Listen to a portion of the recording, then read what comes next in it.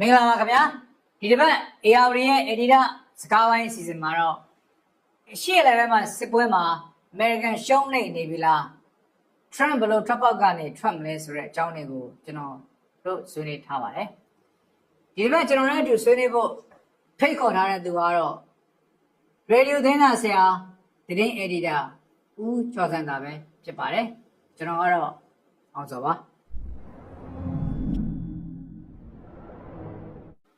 ဆရာဦးကျော်စံသာခင်ဗျာကျွန်တော်တို့ AR ကနေပြီးတော့ကြိုဆိုပါတယ်မင်္ဂလာပါမင်္ဂလာပါမင်္ဂလာပါဒါပေမဲ့ကျွန်တော်တို့မင်္ဂလာပါပြောတော့လည်းပဲအခုရှေ့လည်းမှဖြစ်နေတဲ့စစ်ပွဲအကြောင်းပြောတဲ့အခါမှာတော့ကျွန်တော်တို့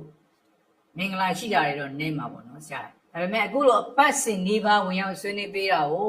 ကျွန်တော်တို့ AR တွေကအထူးကျေးဇူးတင်နေဆိုတော့ဆရာကိုပြောချင်ပါတယ်အရင်လည်းကျွန်တော်တို့ဘက်က appreciate ဖြစ်ပါတယ် we are very honored to have you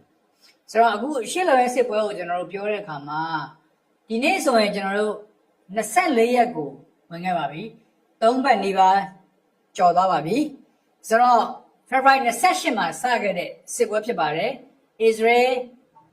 နဲ့ American ရဲ့ joint operation ကိုလည်းကျွန်တော်တို့ပြောလို့ရပါတယ်ဒါပေမဲ့ဒီနေ့ဒီချိန်ထိစိတ်ဝင်စားဖို့ကောင်းတာပါလဲဆိုတော့ဒီနေ့ပြောနေတဲ့မိကုံးက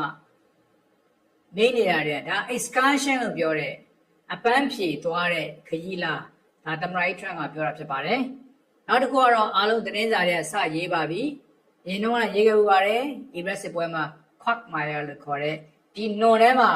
American ဆွဲနှစ်နေတာလားဒီ truck ထဲမှာထောင်ချောက်ထဲမှာဆွဲပြီးနှစ်နေတာလားဆိုတော့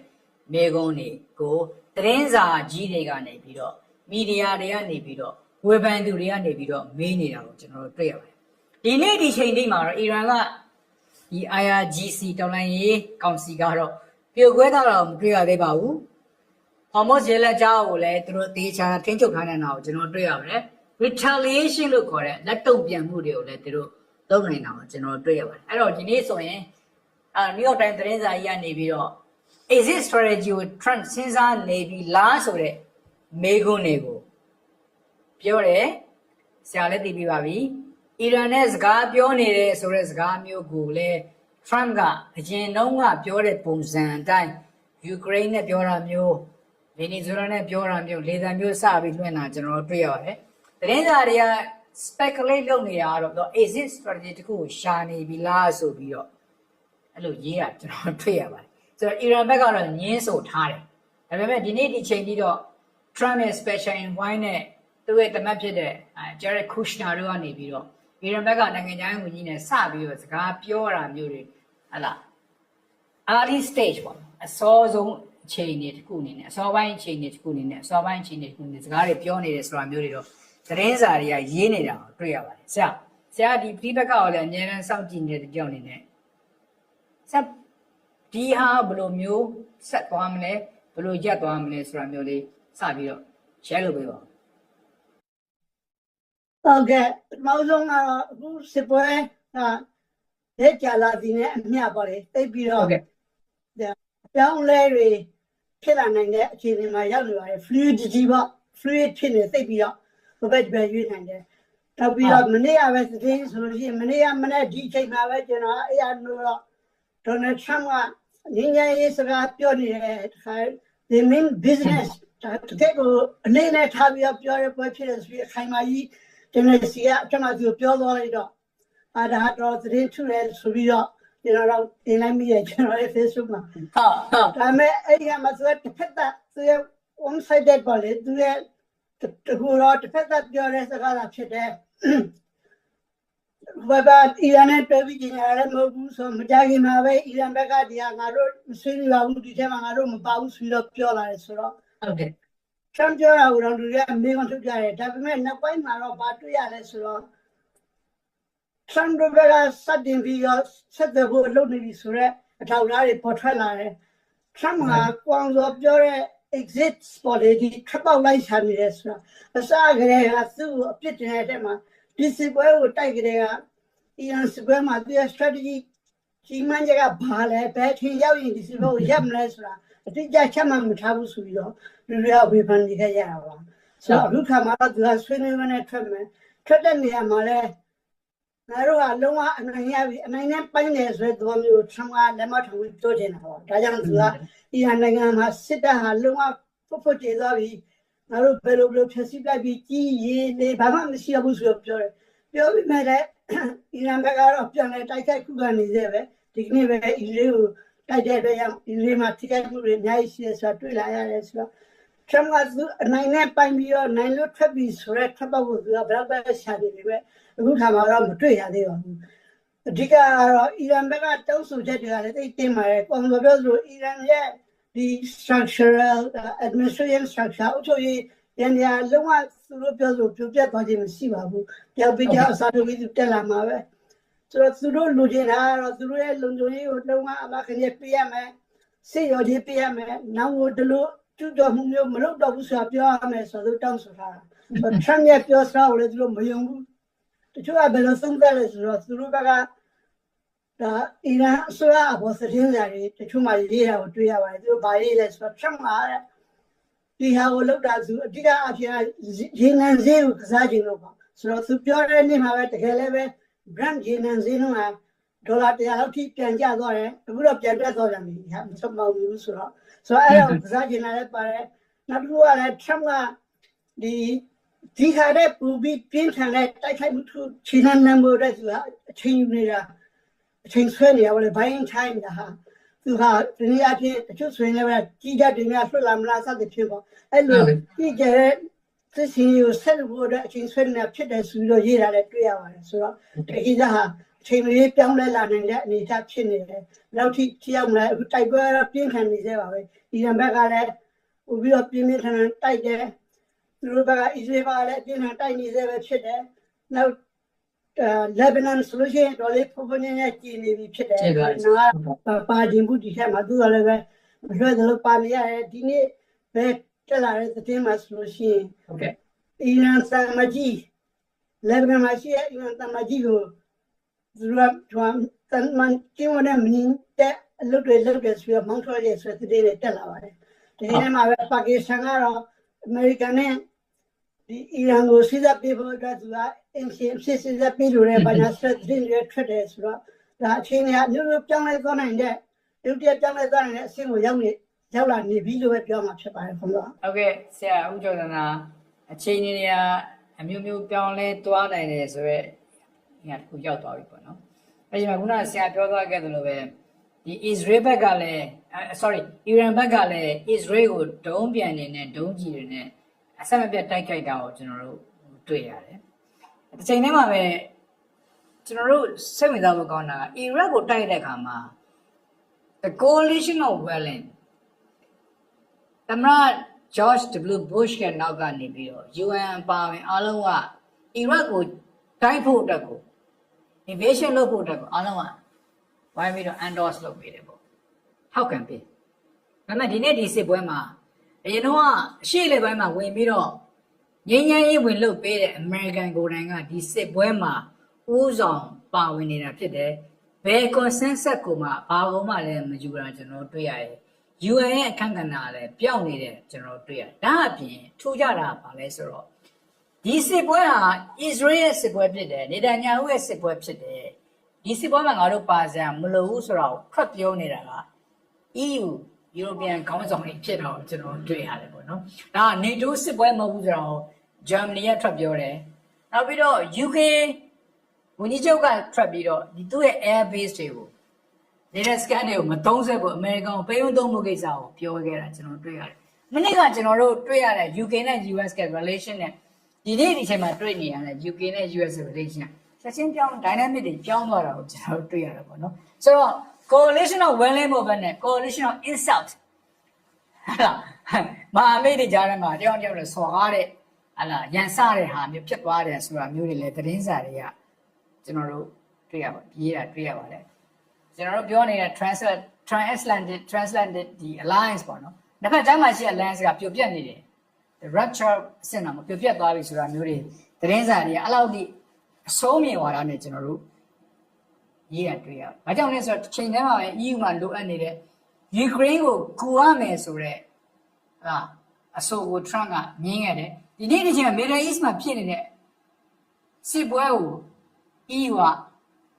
ဝင်ပါဖို့ညင်းဆိုခဲ့ဆရာအဲ့ဒီ alliance ကိစ္စကိုနည်းနည်းလေးကျွန်တော်တို့ရှင်းပြပါဦးပြောပြပါဦး ဟုတ်ကဲ့တကယ်တော့ American ရဲ့ foreign policy history ကိုသမိုင်းကိုပြန်ကြည့်ရင်ကမ္ဘာစစ်မတိုင်ခင်ကာလတွေရှိ American isolationist policy ပါပဲဥပမာအရင်မှာကမ္ဘာမှာစစ်ဖြစ်ခတ်များဖြစ်စပွဲတွေဟာဒီနိုင်ငံရေးအကြဖြင့်ဥရောပမှာပဲဖြစ်တော့ American စစ်နဲ့ဘယ်တော့မှရောက်မလာခဲ့ဘူးဒါပေမဲ့ American ကသူတို့ဝင်ပြီးကဲလိုက်တဲ့အခါမှာဒီစစ်တွေအေးသွားတယ်ဆိုတော့စိတ်ဓာတ်ရှိခဲ့တဲ့ policy ဆိုတော့သူတို့သိကြပဲနေခဲ့တယ်ဒါပေမဲ့ဒုတိယကမ္ဘာစစ်ပြီးတော့မှဒါ CA ဖြစ်လာပြီးဆိုဗီယက်ကနယ်ချက်ချင်လာတဲ့အခါမှာဒါကိုငါတို့ဝင်ကြမယ်ဆိုပြီးတော့သူကောင်းဆောင်လုပ်ပြီးတော့ NATO အဖွဲ့ကိုဖွဲ့စည်းခဲ့တယ်အဲ့လိုဖွဲ့စည်းလာပေမဲ့အခု Donald Trump ပထမဆက်တန်းကလေးက NATO အဖွဲ့မှာထည့်ဝင်ရတဲ့ပတ်စံမှာ NATO အဖွဲ့ဝင်နိုင်ငံတွေကစိတ်မဆိုးမပိုးတာထည့်ပြီးတော့ငါတို့ဒီပဲ American ပတ်စံနဲ့ဥရောပကိုကောက်ွယ်ပေးနေတာမင်းတို့ပို့ထက်ဆိုပြီးတော့စပြီးတင်နေပြီအဲ့ဒီကသူဟာ NATO ပေါ်မှာအမြင်မကြည့်ဘူးဥရောပလူတွေကသူ့ရဲ့တာဝန်ယူထားတဲ့ဆွဲသဘောမျိုးစိတ်ထဲမှာဝင်လာတယ်ဆိုတဲ့သဘောမျိုးဒီ isolationism ကိုပြန်သွားခြင်းတဲ့သဘောပေါ့ငါသိကြနေမယ်ဆိုတဲ့သဘောသူကစပြီးသမ္မတ Trump ကလုပ်ခဲ့ပါတယ်အခုသူရဲ့ဒုတိယသက်တမ်းမှာပူပြီးတော့ policy ရှာလာတယ်ဆိုတော့ဒီစစ်ပွဲနဲ့မတိုင်ခင်ကလေးကပဲဒီ Ukraine ကိစ္စမှာကလေးကပဲအဲ့လိုသူကသိပြီးတော့တက်ကြမပါဝင်တဲ့ကိစ္စဥရောပသမဂ္ဂအဖွဲ့ဝင်နိုင်ငံတွေက NATO နိုင်ငံတွေသိပြီးတော့မရှင်းတတ်ကြဘူးဆိုတော့ဒီစစ်ပွဲမှာကြတော့ Trump ကဥရောပနိုင်ငံတွေသူ့ဘက်မှာပါစီခြင်းတယ်မပါခြင်းဘူးပေါင်းတော့နေတဲ့ UK ဗြိတိန်နိုင်ငံနဲ့ပတ်သက်ပြီးပြောရင်သူတို့နိုင်ငံအရင်အဆုံးမဟာမိတ်ပါပဲသို့တော်လည်း George Bush W Bush တက်ကြတဲ့က Iraq စစ်ပွဲမှာ American တိုက်တိုင်းဗြိတိန်ကလက်တွဲပြီးတိုက်ခဲ့ဆိုမှားတယ်သူတို့ဆိုတော့နောက်ပြင်းပြင်းကြီးတယ်ရတယ်အဲ့တော့Tony Blair က Tony Blair ဒီဝင်ပြီးတော့တိုက်ခဲ့တယ်ဗောလေပြင်းပြင်းထန်ထန်ထောက်ခံခဲ့တယ်ဒါပေမဲ့တိုက်တဲ့နေရာမှာလဲ weapons of mass destruction လို့ခေါ်တဲ့ဒါဖျက်အပြင်းလက်နက်တွေအီရန်နိုင်ငံမှာ Iraq မှာရှိနေဆိုပြီးတော့သူတို့အပြင်းထန်တိုက်ဖို့ဆိုပြီးဆုံးဖြတ်ချက်ချခဲ့တယ်တကယ်တော့တိုက်ပြီးတော့ဘာလည်းမှမရှိတော့သူတို့ကသိပြီးအဆက်ကွဲရတယ်သူတို့နစ်နာခဲ့ရတယ်ဒီစပွဲကဘာမှအမြတ်ထွက်တာလည်းမဟုတ်ဘူးဆိုပြီးတော့ကမ္ဘာရဲ့ဆုဖြတ်ခြင်းကိုခံခဲ့ရတယ်အီရတ်နိုင်ငံလည်းပဲလုံးဝသူတို့မြန်မာသူတို့ပြေးပါကောင်းလာတဲ့နိုင်ငံမဟုတ်ဘူးဆိုတော့ဒီကိစ္စကသူတို့သင်္ကန်းတာကြည့်ကြရခဲ့ပါလိမ့်ဖြစ်နေတယ်ဆိုတော့အခုစစ်ပွဲမှာလည်းပဲအစကတည်းကခတ်ဆောင်နေရတယ်ဒါဟိုဒေါ်နယ်ထရမ့်ကမကြည့်နဲ့ဘူးဒါဥရောပတစ်ခုလုံးနဲ့ပေါ့လေ UK ပါနောက်လည်းပို့ပြီးတော့ခေါ်ပြလာနိုင်တယ်ဂျာမနီကတော့အစကတည်းကထရမ့်ကိုသိမကြည့်လာပါဘူးဒီပထမဆက်တန်းကတည်းကဂျာမနီကအဲ့တော့အမျိုးသမီးဝန်ကြီးချုပ်သူလဲနောက်ကောမာကလချက်ကခနာစဒီချာမင်းပုံဒီမှာအစားသူတို့ body language ကမှန်ကဟာထမခါချောက်တော့ပဲအဲ့ဒီဒီလိုလုပ်တာတွေ့ရပါလိမ့်မယ်ဆိုတော့ဘူးလည်းအခု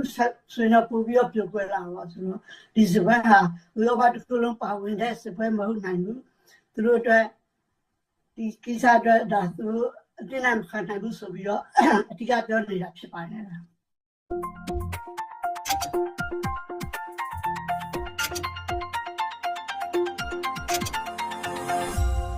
ုတ်ကဲ့ဆရာအဲ့တော့ဒီနေ့ New York Times ဆိုသတင်းစာကနေပြီးတော့ Trump ကအရင်ဒီလောက်ခဲ့ထုံးစံတယ်မဲ့သူရဲ့ U-turn လုပ်မယ်သူရဲ့ message သူရဲ့ message တွေကအများနဲ့ inconsistent ဖြစ်တယ်ပေါ့နော်ဘာဒီပဲရှင်းအောင်မညီဘူးပေါ့ဆရာဆိုတော့သူက U-turn လုပ်ဖို့ပြင်နေပြီဆိုတာမျိုးကိုသတင်းစာတွေကတော့စပြီးတော့ရေးနေတာကျွန်တော်တွေ့ရတယ်ဒီလိုအချိန်တွေမှာဆရာတရုတ်နဲ့ရုရှားကဒီ conflict တစ်ခုလုံးမှာဒီစစ်ပွဲတစ်ခုလုံးမှာသူတို့ကအမျက်ထွက်နေတာလို့ထင်လားယူဆပါတယ်ရက်တယ်ရုရှားကိုပဲစပြီးကြည့်ကြပါဆိုရုရှားစိတ်ညက်တာပေါ့ရုရှားကရေနံမရောင်းနဲ့ဆိုတာကိုဖွင့်ပေးရောင်းချရတဲ့ရောင်းဖွင့်ပေးတယ်လို့အိန္ဒိယလို့ဆိုပူပဲလာပြီးအဲ့လိုပိတ်လိုက်တဲ့အတွက်ကြောင့်သူစိတ်ညက်ထွက်တော့ရုရှားအတွက်စိတ်အကျိုးရှိပါတယ်ရုရှားဒီကိစ္စမှာနောက်ပြီးတော့ရုရှားအီရန်ကိုလည်းပဲသူကထိုးပေးနေသေးတယ်ပေါ့လေနောက်ကအီရန်ကိုလည်းပဲသူက drone တွေရောင်းတယ်ဘာညာသူတို့ရဲ့ drone ချက်လက်တွေပေးတယ်ဘာညာဆိုတော့ Zelensky ဆို poverty ဆိုဆွဲတာပဲဒီ ဒီရုရှားအီရန်ကူညီနေတဲ့ဘာညာဆိုတော့ဟိုအဓိကပြောနေပေါ့လေဆိုတော့ထောက်ထားနေပြောရပါဆိုလည်းပဲဆိုတော့အများကြီးဖြစ်နိုင်ပါတယ်ရုရှားအများကြီးအများထွက်တယ်ဒီကိစ္စမှာလည်းပဲသူစီးပွားရေးအရာလည်းအများထွက်တယ်နိုင်ငံရေးအဖြစ်လည်းပဲဒီဘက်မှာဖိနေတဲ့အခါမှာသူ့ပေါ်မှာပေါ်ရောက်သွားတဲ့ဘောပေါ့အမေရိကန်ကသူ့ကိုရောင်းချပေးနေပါတယ်ပေးရဆိုတဲ့အတွက်သူ့မှာသာစီရပါတယ်ယူကရိန်းကတော့အခြေအနေမကောက်ဘူးလို့ပြောမှာပါလေဒီကိစ္စမှာဆိုတော့ဆရာဒီနေ့တင်နေဆရာပြောတာတကယ်ကိုဒီဘက်ကတွေးနေတဲ့တွေးခေါ်တယ်ဒီဘက်ကတွေးတဲ့ဖတ်နေရတဲ့တင်းတိုင်းပါဆရာရဲ့အဲ့တော့တရုတ်ကလည်းဒီကံပဲတရုတ်ကပူတော်မြတ်သေးတယ်ဆိုတရုတ်ကအစားရတရုတ်ကအစားရသူကလောင်စာပူထောင်ထားတာသူကပိတ်ပြီးတော့အစီအစဉ်ကြတယ်လုပ်တယ်လေဟုတ်ကဲ့တရုတ်နိုင်ငံရဲ့လောင်စာဟာတရုတ်နိုင်ငံရဲ့မြောက်ပိုင်းဟာဟိုရုရှားလာတဲ့ပိုက်တိုင်ကဆင်းရတယ်တရုတ်နိုင်ငံရဲ့လုပ်ငန်းတွေရဲ့မြောက်ပိုင်းစွမ်းရည်ကအဲ့ကလာတာတောင်ပိုင်းအတွက်သာဒီဘက်ကလာပြီးတော့ဒီပင်လယ်ဘေးဘက်ကလာပြီးတော့တက်လာတဲ့အီရန်ဘက်ကလာတဲ့စွမ်းရည်ရင်းနေရဖြစ်တယ်ဆိုတော့သူတို့ကရဲ့မြောက်ပိုင်းကမနစ်နာဘူးနောက်ပြီးတော့တရုတ်နိုင်ငံမှာဒီတဘာဝပတ်ဝန်းကျင်စွမ်းရည်ပေါ့ပြုတ်ပြနေတဲ့စွမ်းရည်နေစွမ်းရည်လေစွမ်းရည်အဲ့ဒါကိုသူနာလည်းသူအများဆုံးသုံးတာဖြစ်တယ်ဆိုတော့တရုတ်နိုင်ငံကစွမ်းရည်အဖြစ်လည်းပဲသိမထိခိုက်ဘူးစီးပွားရေးအဖြစ်လည်းပဲသူကဒီငယ်ရေးအတွက်သာတင်ထင်လို့ပြောတယ်ဆိုတရုတ်ကတော့မထိခိုက်ပါဘူးအမေရိကန်ကလည်းပဲတရုတ်နိုင်ငံကိုစောမခီးဆိုတော့မှရွှေ့ဆိုင်လိုက်တယ်ရွှေ့ဆိုင်ထားတယ်ဘာကြောင့်လဲဆိုတော့ဒီနေရာမှာတရုတ်ကအပေါ်စီးနဲ့သူတို့ဖိပြီးတော့စကားပြောလို့ရနိုင်တဲ့အခြေအနေရှိနေဒီမှာစစ်ဖြစ်နေတဲ့အခါမှာအဲဒါကြောင့်ဒေါ်နယ်ထရမ့်ကတော့ဒီကိစ္စပြေမှပဲသွားတွေ့ရမယ်ဆိုတော့ပြောလုပ်တယ်လို့တချို့သုံးသပ်သူတွေကရေးကြတာတွေ့တယ်အထူးသဖြင့် South China Morning Post ကသုံးသပ်ချက်တွေကအဲ့လိုရေးတာတွေ့ရတယ်ဆိုတော့တရုတ်လည်းမြတ်ပါတယ်ဒီစမှာဆိုတော့တရုတ်ကတော့တကယ်ရှောင်းလင်တိုင်းဆရာကြီးပါပဲဆရာတကယ်တော့ယူကရိန်းရုရှားစစ်ပွဲမှာဆိုလဲသူကဆရာကြီးလုပ်သွားခဲ့တယ်လို့အခုအရှေ့လေပိုင်းမှာဖြစ်နေတဲ့အမေရိကန်အစ္စရေး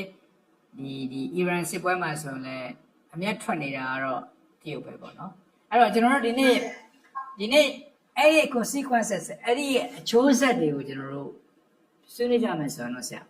ဆိုတော့ဒီနေ့ဂျင်းနန်ဒစီကိုဒေါ်လာ80 100ကြားနေပြီးတော့အခု120ကြားရောက်သွားတယ်စစ်ပွဲဆက်ပြီးကြာမယ်ဆိုရင်120နဲ့150ကြားရောက်သွားမယ်ဆိုတာမျိုးတွေကျွန်တော်တို့တွေ့ရပြီကုန်စည်စီးဆင်းမှုတွေ supply chain တွေပြီးတော့ကုန်စည်နှုန်းတွေကုန်ထုတ်လုပ်မှုစရိတ်တွေစားနပ်ရိက္ခာအကျက်တဲတွေကဘာမှာကျွန်တော်တို့စပြီးတော့ကြုံနေရတယ် every corner ကျွန်တော်တို့နေရာမှာဆိုတော့ကျွန်တော်ရောက်ရှိနေတဲ့နေရာမှာကျွန်တော်ရောက်ရှိနေတဲ့နေရာမှာရောမြန်မာနိုင်ငံထဲမှာရောပေါ့နော်ဒါအပြင်ဒီ fertilizer လို့ခေါ်တဲ့ကမ္ဘာဒီဓာတ်မြေဩဇာထုတ်လုပ်မှုရဲ့30% 30%ကိုတင်ပို့နေတာလည်းအဲ့ဒီပင်လယ်ကွေ့ဒေသပဲတင်ပို့နေတာကျွန်တော်တို့တွေ့ရတယ်အဲ့တော့စိုက်ပျိုးရေးကိစ္စတွေစိုက်ပျိုးရေးကဏ္ဍကိစ္စထိခိုက်မှုတွေရှိနေမယ်လူမှုစေးတွေမြင့်မားလာတာကျွန်တော်တွေ့ရတယ်ဥစ္စာရင်းကဏ္ဍမှာထိခိုက်မှုတွေကျွန်တော်တွေ့ရတယ်နော် inflation ပေါ့နော်ဆိုင်ငွေကြေးဖောင်းပွားမှုကိစ္စတွေပေါ့ဆိုတော့ပြီးတော့နောက်ဆုံးပြီး recession ဖြစ်လာမလားစီးပွားရေးနောက်ဆုတ်မှုတွေဖြစ်လာမလားဆိုတဲ့အထိဆိုတော့စိုးရိမ်မှုတွေလားပေါင်းများစွာပေါ့ဆရာစားနပ်ရိက္ခာရင်းနှီးစင်းနှုန်းကမ္ဘာကုန်သွယ်မှုလမ်းကြောင်းတွေထိခိုက်လာတဲ့ကိစ္စဒီဟာကြီးဟာဆက်ပြီးတော့ကြာနေမယ်ဆိုဒီခွက်မိုင်းယာကြီးကဘယ်လိုထွက်ကြမလဲဆိုကိစ္စပေါ့အဲ့တော့ Trump ကရှေ့ဆက်တိုက်မှာလားနောက်ဆုံးမှာလားဒါတော့ဘယ်လို Trump မှာလဲဆိုကိစ္စပေါ့အားလုံးထင်ထားသလိုအီရန်ကတော့ပြုတ်ကြမသွားဘူးသူကအီရန်က retaliation လုပ်နိုင်တော့စစ်ပွဲတွေကိုစီးပွားရေးရဒီ Hormuz ရေလက်ကြားသူကင်ပြီးတော့သူကစားနိုင်တော့ကျွန်တော်တွေ့ရတယ်ပြီးတော့တရုတ်သမောတွေဆိုရင်လည်းတရုတ်ယွန်နဲ့ပေးတာကိုသူလက်ခံတာကျွန်တော်တွေ့ရတယ်ဆိုတော့ဒီ game ကတော့စိတ်ဝင်စားဖို့ကောင်းတယ်နော်ဆရာဒီတော့ဒီအဓိကဒီစီးပွားရေးအကျတဲ့လောက်လာစေတော့မြစ်တက်ပြီးတော့စီးပွားရေးအကျတဲ့ဖြစ်လာရင်အမေရိကန်မခံနိုင်ဘူးဒီအပ်ကိုအီရန်ကမြင်တယ်ဆိုတော့အီရန်ရဲ့မဟာဗျူဟာလက်နက်တစ်ခုဖြစ်နေတာကိုသုံးတာဟော်မုဆိုပိတ်တယ်ရင်းနှမြောင်းမှုလုပ်တာတွေဟာအမေရိကန်နဲ့မဟာမိတ်တွေကိုပဲသူပြင်အဲ့ဟာတွေကိုစီးပွားရေးအပြင် level ညှိဖို့လုပ်နေတာပဲဒီတန်ကိုအမေရိကန်ပြည်သူတွေမခံနိုင်ဘူးကမ္ဘာပြည်သူတွေမခံနိုင်ဘူးဒီလူတွေကဒီလိုစီးပွားရေးအကျတဲ့ကြောင့် အမေရိကန်ကိုဖိအားပေးလာလိမ့်မယ်ဝိုင်းပြီးလည်းပဲညစ်လာလိမ့်မယ်ဆိုတာကိုသိလို့ဒါဒီကွက်ကိုအီရန်ကတမင်တကာဖိပြီးတော့ကစားနေကြတယ်တိတ်ထရောက်တဲ့လက်နဲ့ပါပဲဒါသူတို့ရဲ့လက်နဲ့ပါပဲအဲ့ဒါဆိုတော့အခုအမေရိကန်သမ္မတဒေါ်နယ်ထရမ့်လေတံပြောင်းလာတယ်တိတ်ဆုံဆွေးနွေးဟာစိတ်အခြေအနေကောင်းနေပါပြီငါတို့မကြခင်ရအောင်လို့ပြောနေရကိုနိုင်တာဒီဖိအားကိုသူမခံနိုင်တော့ဘူးဒီတိုင်းဒီမှာလည်းပဲရင်းနှီးစစ်လောက်လာစီစဉ်တော့အစပဒံတက်နေပြီတခါတော့$4နီးပါးဖြစ်နေပြီတချို့နေရာ$4ကျော်နေပြီဆိုတော့ဒါကိုပြည်သူတွေကသိပြီးဖိအားပေးလာကြတယ်နောက်စစ်စစ်ကလည်းသူကထပ်ပြီးတော့လူချင်းတဲ့$200 billion စံထောင်ပေါင်း200ထပ်ပြီးပေးရမယ်ပြောရဲဆိုတော့အခုတော့မပြတ်မသားနဲ့ပုံမဒုက္ခရောက်လာပြီးထွက်လမ်းမရှိတဲ့ဒီဘွဲ့ထဲမှာနစ်နေတဲ့ကိစ္စဘာရောက်ထပ်ပြရမှာလဲဆိုပြီးတော့အမေရိကန်ကွန်ဂရက်မှာလည်းပဲအမတ်တွေကအများကြီးစဉ်းစားလာကြတယ်ဆိုတော့သူတို့အကုန်လုံးပေးကြနိုင်ကြပါပဲဒီအချိန်မှာသူထွက်ပေါက်လိုက်ရှာနေတယ်ဆိုတာတော့ရုံဖတ်တဲ့တရားရှိကြမလို့ပါဘူးတို့မဲ့ကျွန်တော်စောစောပြောလို့ဆုံးနေဆိုပြီးတော့မထွက်ချင်ဘူးသူကကမ္ဘာမှာ the most powerful country most powerful man ဆိုရလက်မထောင်ပြီးတော့ငါတို့လုံးဝချိန်မုံလိုက်ပြီးဘာမှမကြံတော့ဆိုပြီးထွက်ချင်တာဒါပေမဲ့လုံးဝချိန်မုံလိုက်ပြီးဆိုပေမဲ့ဟိုကလုံးဝကြည်ပြတ်မတော်ဘူးဆိုတာတွေ့ရတာတော့နည်းနည်းကြီးရကောင်းတဲ့သဘောပါပဲဟာတော့ထွက်ပါပါသူထွက်ပေါက်ကူလာရှာမှာပဲဒါပေမဲ့အနိုင်နဲ့ပိုင်တဲ့သဘောမျိုးအရှက်တင်ပြောပြီးတော့ထွက်ဖို့တော့ကြိုးစားပါလိမ့်မယ်ဆိုတော့ကျွန်တော်တို့အခုတွေ့ရတာကတော့အရင်တော့ဗင်နီဇွဲလားကိုကြည့်ပြီးတော့အီရန်တိုက်သလားဆိုပြီးတော့အမေရိကန်မှာရှိတဲ့ political scientist တွေကပဲနိုင်ငံရေးသိပ္ပံပညာရှင်တွေကပဲဝေဖန်ကြတာသတင်းဌာနကြီးတွေကဝေဖန်ကြတာကိုကျွန်တော်တွေ့ရပါတယ်တကယ်တော့အီရန်အမေရိကန်နဲ့တကယ် cross မှန်ရဖြစ်တဲ့အပြင်အစ္စရေးနဲ့တိုက်ပေးနေသလားဆိုတဲ့မေးခွန်းတွေကတော့ကျွန်တော်တို့ဒီနေ့ရှိနေတာတွေ့ရတာပေါ့နော်ဆရာနော်မှန်တယ်တေဆုံးကဖြစ်နိုင်ပါတယ်ကိစ္စအဓိကအဲ့ဒါလည်းလူတွေစပြောကြတာပေါ့အစ္စရေးကအမျက်ထွက်တယ်ဆိုတော့ကျွန်တော်ရုရှားတို့တရုတ်တို့ပြောအစ္စရေးကအများစုအမျက်ထွက်တယ်အစ္စရေးမှာပထမတော့နေတန်ယာဟုကိုလူထောက်ခံမှုကြလာလို့ဒီလူဟာဒီခိတမှာထောက်ခံမှုတက်လာလို့ဟုတ်တယ်သူ့ကိုထောက်ခံမှုတက်လာတဲ့အပြင်လူတော်တော်များများကလည်းပဲဒါအီရန်နိုင်ငံစစ်ပွဲတာရှည်ဖြစ်နေလေသူတက်မထိခိုက်ဘူးဆိုတာယူဆရတယ်အဲ့ဒါသူကစစ်ပွဲတာရှည်ဖြစ်လာလေအီရန်နိုင်ငံဟာအင်အားတဖြည်းဖြည်းဆုတ်ယုတ်သွားမယ်သူကလည်းအချော်ပြေးမှာမဟုတ်ဘူးဒါပေမဲ့အီရန်နိုင်ငံအင်အားဆုတ်ယုတ်သွားပြီးရင်အများအစ္စရေးဩဇာဟာရှေ့လာမှကျေပြန့်လာမယ်တချို့ဆိုလို့ရှိရင်နယ်မြေချက်ထွင်မှုပါညာတွေလောက်လာနိုင်မယ်လက်ဘနွန်တို့ဘာလို့ထိနေပြီးတချို့အဲ့ဘက်မှာနယ်မြေသင်္ကိုင်းဖို့ပါညာသူတို့စဉ်းစားလာလိမ့်မယ်ဆိုပြီးတော့ဝေဖန်နေကြတယ်အစ္စရေးခြေလမ်းကိုကြိုပြီးတော့တွက်နေကြတာတွေ့ရပါတယ်ဆိုတော့တစ်ချိန်တည်းမှာပဲအစ္စရေးဟာမတ်စ်ကိုလည်းပဲဒါတိုက်တဲ့နေရာမှာလည်းသူတို့ဘက်ကသဘောတူထားတဲ့ဟာချိုးဖောက်ပြီးတော့တိုက်ခိုက်မှုတွေလုပ်လာရဲဆိုတာအဲဂျေဇီယာပေါ်ပြနေတာတွေ့ရပါတယ်ဆိုတော့အစ္စရေးကအမျက်ထွက်တာတော့အမှန်ပဲဒီကိစ္စမှာအစ္စရေးဟာဟုတ်ကဲ့ဆရာဒီတိုက်နေသလားဆိုတာလည်းပဲအဲ့ဒါကြောင့်လူတွေကပြောကြတာပေါ့ဟုတ်ကဲ့ဆရာကျွန်တော်ကနောက်ဆုံးအနေနဲ့မိကုန်းတော့မဟုတ်ပါဘူး comment တစ်ခုပြောချင်တာကတော့2020 2021ကစပြီးကျွန်တော်တို့ကကမ္ဘာကြီးက covid ကိုကျွန်တော်ကြုံခဲ့အဲ့ဒီကာလမှာတော့ American နိုင်ငံမှာတော့ the most powerful country မှာတော့ဩဇာအာဏာအရှိဆုံးစကြဝဠာမင်းလို့ပြောကြတဲ့တင်စားပြောကြတဲ့နိုင်ငံမှာတော့အဲ့တော့ Donald Trump ပဲသူရဲ့ first time ကိုတွားနေတဲ့ကာလပေါ့ပြီးတော့အဲ့ချိန်နောက်ပိုင်းမှာတော့ကျွန်တော် Ukraine စစ်ပွဲကိုကျွန်တော်တို့တွေ့ရတယ်ပြီးတော့ကျွန်တော်အခုဆိုရင်တော့ကျွန်တော် Donald Trump second term မှာတော့ကျွန်တော်တို့တွေ့ရတာအခု Iran စစ်ပွဲပေါ့နော်ဒီ Middle East ကစစ်ပွဲပေါ့အဲ့စစ်ပွဲမှာဆိုရင်အရင်တော့အဲ့ဒီဖိပက္ခတွေမှာအရင်တော့ American ကသူက peace maker လုပ်ချင်တာကျွန်တော်တို့တွေ့ခဲ့ပါတယ်ဒီနေ့ဒီချိန်မှာတော့သူက peace maker role မဟုတ်ပါဘူးသူကိုယ်တိုင်ကဒီစစ်ပွဲမှာပါဝင်နေတဲ့သူဖြစ်တာကျွန်တော်တွေ့ရပါတယ် UN ပါမယ်တခြားအဖွဲ့အစည်းကြီးတွေရဲ့ခန့်ခဏတွေပျောက်သွားတာကိုကျွန်တော်တွေ့ရတာပေါ့နော်ကျွန်တော်မြန်မာနိုင်ငံမှာတော့ COVID ပြီးရဲ့ချိန်မှာကျွန်တော်တို့ military coup ကိုကျွန်တော်တွေ့ရတယ်အာဏာသိမ်းမှုကျွန်တော်တွေ့ရတယ်ထပ်တွေ့ရလဲကျွန်တော် civil war ကိုကျွန်တော်တွေ့ရတယ်ပြည်တွင်းစစ်ကိုကျွန်တော်တွေ့ရတယ်အဲ့ဒါပြီးမှတော့အဲ့ဒါနဲ့အတူကျွန်တော်ပြည်တွင်းစစ်နဲ့အတူစီးပွားပြက်ကတ်ဆိုတော့ကျွန်တော်တို့ထပ်ပြီးတော့ကျွန်တော်ကြုံရတာပေါ့မြန်မာပြည်ရဲ့အခန့်ကဏ္ဍနောက်ပြီးတော့အခုဆိုရင်တော့အခု Iran စစ်ပွဲပေါ့မြန်မာပြည်ရဲ့အခန့်ကဏ္ဍ Ukraine Gaza အဲ့ဒီ news headline တွေအကုန်လုံးပျောက်သွားပြီးတော့ဒီနေ့ကျွန်တော်တို့သတင်းကိုကြည့်လိုက်မယ်ဆိုရင်ဒီနေ့ကျွန်တော်တွေ့ရတဲ့သတင်းကတော့ Iran Israel American ရဲ့စစ်ပွဲသတင်းတွေပဲကျွန်တော်တွေ့ရတယ်ကျွန်တော်တို့မြန်မာပြည်ရဲ့သတင်းဆိုတာဘယ်မှမရှိတော့တာကျွန်တော်တွေ့ရတယ်ဟုတ်တယ်မလားဆရာ ဟုတ်ပါတယ်ဒါပါမြန်မာနိုင်ငံရဲ့သတင်းတဲ့အရေးကြီးတဲ့သတင်းတွေပေါ်လာရင်တော့ဒီကမိတော့မှာပဲအဲ့လိုပဲဒါပေမဲ့မြန်မာနိုင်ငံပြည်သူတွေဖြစ်နေတဲ့ခံစားနေရတဲ့ခံစားချက်ပေါ့လေအဲ့ခံစားချက်ကိုတော့တချို့မြန်မာနိုင်ငံအရေးစောင့်ကြည့်နေတဲ့လူတွေကတော့ဆက်လက်ပြီးတော့စောင့်ကြည့်နေကြလိမ့်မယ်ထင်ပါတယ်ဒီကမ္ဘာကျော်သတင်းတစ်ခုဖြစ်မလာတော့လည်းပဲ ဟုတ်ကဲ့ဆရာမြန်မာပြည်ကိုချစ်တဲ့သူတွေမြန်မာပြည်ကိုတကယ်ခဲပြတဲ့သူတွေယူဆိုင်တဲ့သူတွေအဖွဲ့အစည်းတွေအားလုံးပေါ့နော်ကျွန်တော်တို့မီဒီယာတွေကအစပြပမှာအလုပ်လုပ်နေတဲ့ independent design media တွေကအစအိမ်မပြန်မဲနဲ့ကျွန်တော်တို့ကဆက်ပြီးတော့မြန်မာပြည်ရေးကိုဆက်ပြီးတော့စောင့်ကြည့်နေတဲ့စကားပြောနေတဲ့ဆရာတို့လိုတကယ်သတင်းသိက္ခာရှိတဲ့လူတွေဆက်ပြီးဆွေးနွေးနေတယ်ဆိုတာတော့ဒါမြန်မာပြည်ရေးတဲ့ကျွန်တော်တို့အလျှော့မပေးသေးဘူးဆိုတာကျွန်တော်တို့ပြောတာတော့အဲ့ဒါကြောင့်လည်းကျွန်တော်တို့ဒီဆွေးနွေးပြတဲ့ကြောင့်ဆရာဦးကျော်ကကျွန်တော်တို့ကတရားရည်ကျေးဇူးတင်ပါတယ်လို့ဆရာပြောချင်ပါတယ်ကျေးဇူးပါဆရာကျေးဇူးပါ ဟုတ်ကဲ့ဟုတ်ကဲ့